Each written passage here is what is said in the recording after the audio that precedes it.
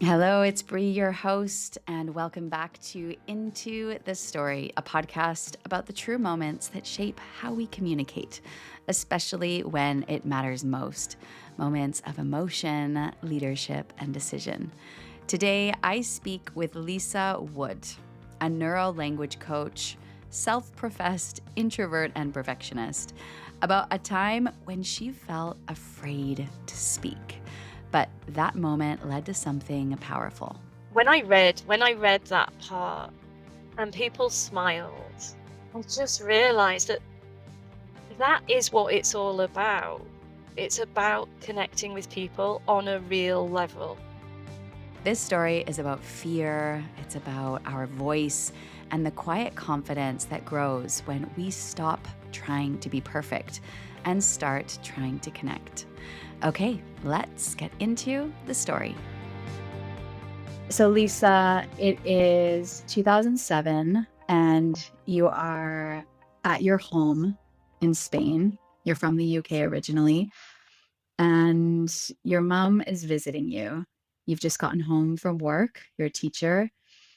Tell me what was happening. So, as you said, Bree, I've just got back from school. My mum was visiting me. My parents had been separated for a long time. So they used to come out and visit me separately, and my mum was visiting with my niece.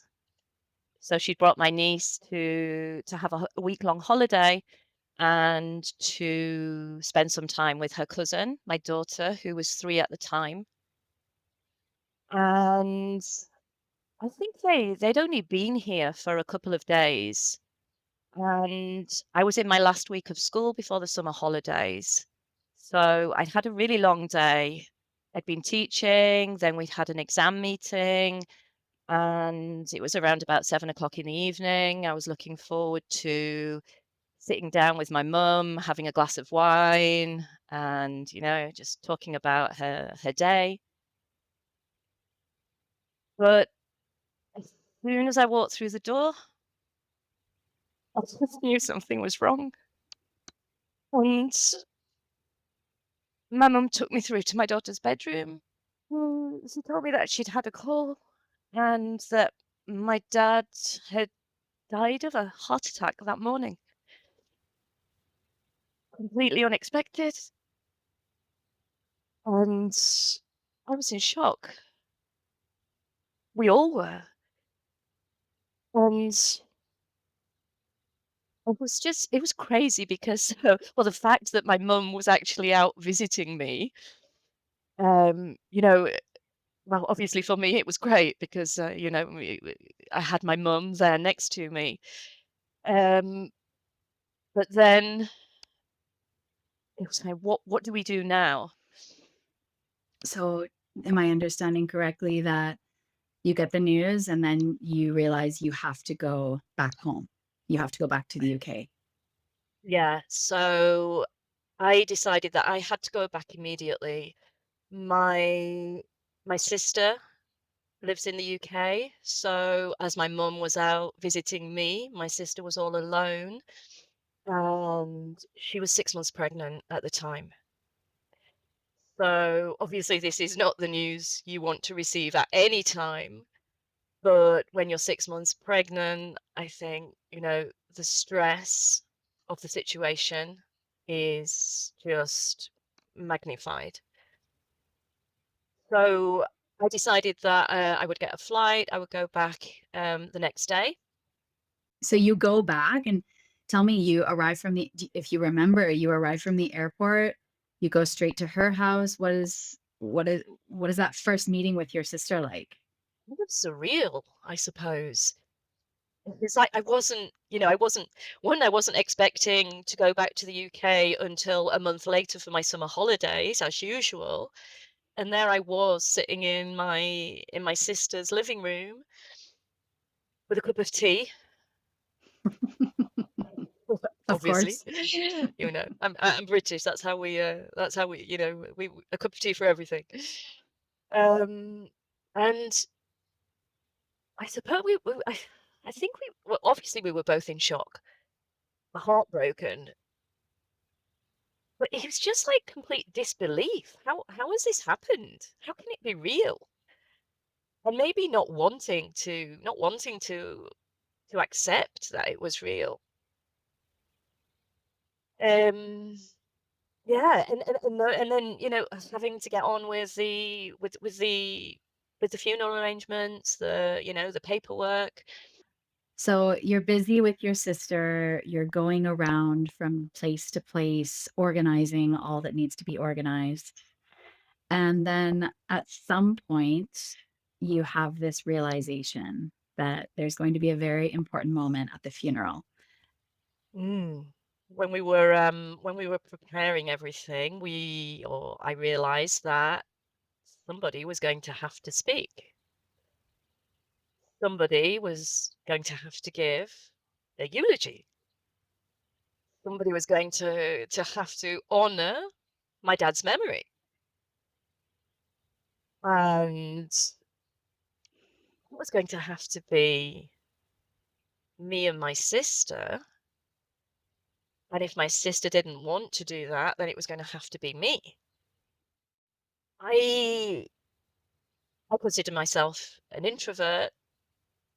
As a child, I was super, super shy.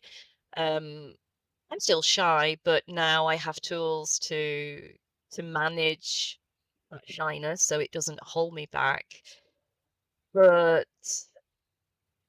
I always believed that people who spoke in public and were good at it were extroverts, were people who were confident, were people who were super funny, people who could hold a room with no effort. And suddenly, that person was going to have to be me. And I wasn't that person. I didn't consider myself an extrovert. I didn't consider myself confident. I didn't think I was funny. And I certainly didn't think I could hold a room and, get everybody's attention. But at the same time, again, I didn't want to leave that task to my sister. So I knew I had to step up. And I I had to just forget my biggest fears. I'll put them to one side for now. And, my biggest fears were, will I be good enough? Will I do my dad justice? Will I be able to honor his memory in a way that resonates with people? What if people judge me and they think, "Oh my God, oh no, he was, I mean, my dad was a really good teacher. He won an award once for being a super teacher, you know, and That's amazing. So yeah, you felt like you're gonna have to, I imagine, like, he would have colleagues, friends, maybe ex-students, and they would be expecting you, yeah, to kind of step up and embody perhaps even him. yeah, yeah, yeah, yeah, exactly that, Brie. He was really a very popular teacher. And I was like, "Oh my God, I'm his daughter. Surely, they're going to expect that I'm going to be something similar." you know? So I just have this image of you, you're busy, you're without your family, you're away from your daughter. You have kind of stepped up to be the leader of your family in this moment. And then you have to start planning a speech. And anyone who's listening, planning a speech is a very big task. What was your process? Um, Basically, what I did was I took a piece of paper and a pen, and I just started writing. And I scribbled out, and I wrote again, and I scribbled out, and I wrote again. I said it was my sister. We sat down and remembered together over a cup of tea, no doubt. And we tried to think about what people would want to remember about my dad. Mm. What would be what would be the nicest way to send him off? You know, what do we want to remember together? I think that's what was going through my mind. What do I want to share with people? What do I want to remember? How do I want to remember my dad? And what do I want to remind people of about my dad? Mm. So, in that sense, writing it wasn't so difficult, I don't think. That wasn't my problem. I think what was difficult was in the background while I was writing it, and I really like writing. I really enjoy writing. It's something that I've always liked doing. You know, I used to think I wanted to be a writer when I was a child. It was kind of my sanctuary writing when and this is connected to why I felt I couldn't speak. Writing was my sanctuary because my sister was very different to me. She was very extroverted as a child. She was very confident. She used to dance a lot, perform with my cousins, and I longed to be like that. I because I thought that that they were the fun people. You know, they were the people who were making people laugh. They were the people who were having a good time. And part of me longed to be like that. But then the other part of me, the real me, was really happy just to sit down in a corner with my book. So I was kind of like, while I was writing the eulogy, obviously in the background, you know, I had this voice going, you know, speaking to me, going, "Oh God, okay, so yeah, you're writing this. It's coming, you know, the words are coming out easily on paper, but then remember that you've got to actually do this in front of people. You know, you're not extroverted, you're not confident." And then I started remembering all these situations from my childhood, which were evidence of me not being confident, which made it even more difficult. So, you know, I was the typical kid in class who was desperate to give an answer, so afraid to put up my hand. And I actually have quite a traumatizing memory.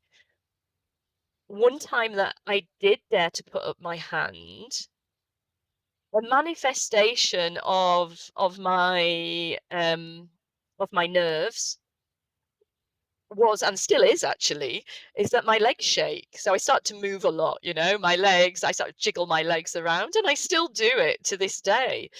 So I'd been brave enough to put up my hand to answer a question in my French class. And we had a real dragon teacher as well, so this was doubly brave.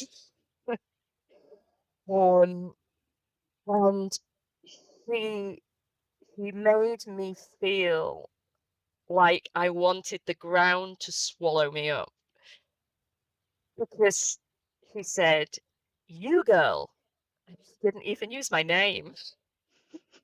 "You girl, where do you think you are? Like a disco?" Oh no, that is very cruel. Very cruel. Well, I mean, I can laugh about it now, but I can laugh about it, but at the same time, I'm still traumatized. Yeah, that's very unkind. Um, you know, this was just one of the things that I remembered as I was writing this eulogy. You know, oh God, remember what happened when you put up your hand. Um, you know, another time when I'd left school, I changed schools for a short time, and I had no friends. I didn't know anybody, and I remember making a mistake in my notebook, and I was so shy and so reluctant to draw attention to myself that I didn't want to ask for, a rubber, and I just felt, so shy. I I wet my finger and I just rubbed until there was a huge hole in the page. I mean, Oh my goodness. that's how shy I was. That's how desperate I was to attract attention to myself. Mhm. And to You not know? to not stand up and ultimately fail in front of people or not Mhm. yeah, I can really Yeah. identify with that of wanting to be perfect and wanting nothing less than perfection and Mhm. not wanting others to see you stand up on a stage and completely expose yourself in this way for the eulogy was very exposing in so many ways. So then Mhm. how can you I mean, you probably don't remember completely, but take me to the day, take me to the moment where you're going to stand up on that stage. Take me to the day of the funeral, who was there, and what did it feel like? What did it look like? Mm. So, yeah, I remember so that the close family, we kind of all went, I don't know if there's a word for it, where you kind of go in procession with the funeral car. So we started off from my aunt's house, and everybody gathered at my aunt's house, close family, before we followed the funeral car to the place where we were having the funeral. And I remember sort of people were speaking and, having a drink and, people just sort of standing around in small groups and chatting. And the only thing that I could think of was, I'm going to have to speak soon. And it was like I was in another world. I just couldn't connect with anybody. My brain just couldn't go there because I was in my own world thinking about this bloody eulogy that I was going to have to give. And I just couldn't get it out of my head. So, anyway, we followed the car, we got to the place, we were sitting down, and yeah, I can't quite remember. I don't remember how it started, but then we were called up. And, my sister and I had arranged that we'd do it together. I think I was saying most of it, but she had a small part to say. She wanted to speak, so we stood up together. And I had all the typical physiological reactions. My mouth was dry, the paper was shaking. Um, I remember looking at my feet, strangely enough, and thinking, God, these shoes are awful. It's funny how in these moments of extremely high adrenaline that we see things about ourselves differently. Like, I've heard this, a variation of what you've just said. I've heard it many times, and I've had it myself in an early speaking experience where I all of a sudden felt like my hands were like a very strange part of my body, and I didn't know how to hold them correctly. So okay, so you're standing on the Yeah. stage, you see your shoes that you think, "Ooh, bad choice." Yeah, And imagine. then and then what happens? And then I start speaking, and I know that I need to look at the audience. I'm not, I wasn't a public speaker, but I know that when you speak, you don't just read from the page. You look at your audience, as much as you can. And sort of when I looked up, I saw so many faces. This is the moment I cry again. I saw so many faces looking at me with warmth and empathy. And that was when I realized that it didn't matter how I sounded. It was what I was saying. It was why I was there. And all they were interested in was sharing those memories of my dad with me. And I stopped. thinking of it like a performance, like a show that I had to put on for everybody. And I saw it as a moment that I could be fully present, remember my dad,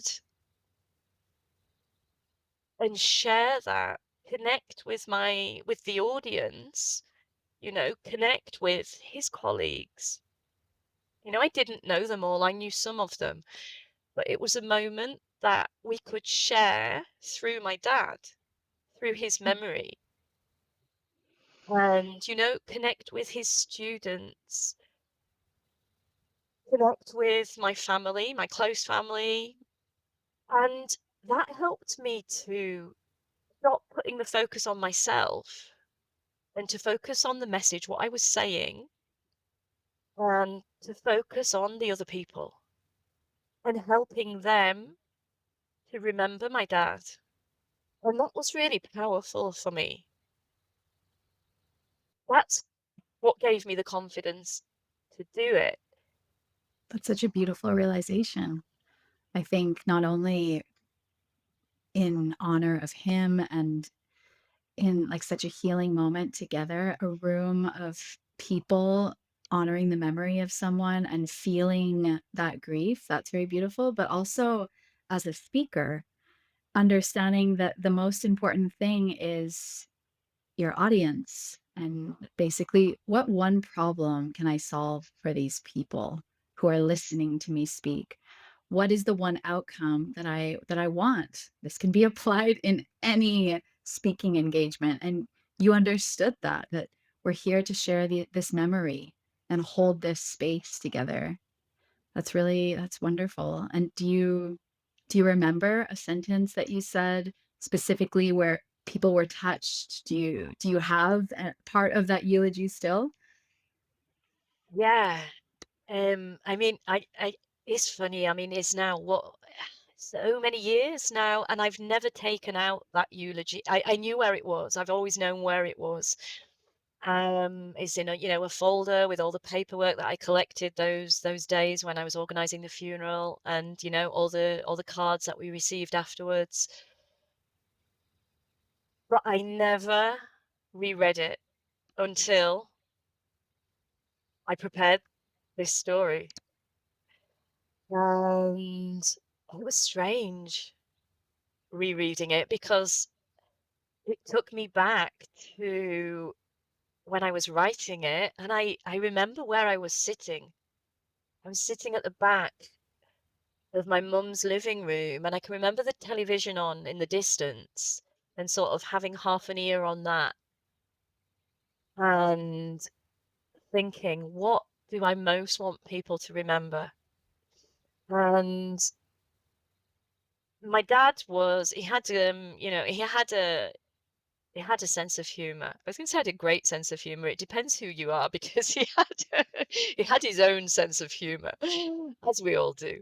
But there were some people who would get it, some people who wouldn't get it. But I definitely knew that humor had to be somewhere in this eulogy because if not, it wasn't a true memory of my dad. So I'm gonna read a little extract that I wrote. Please do.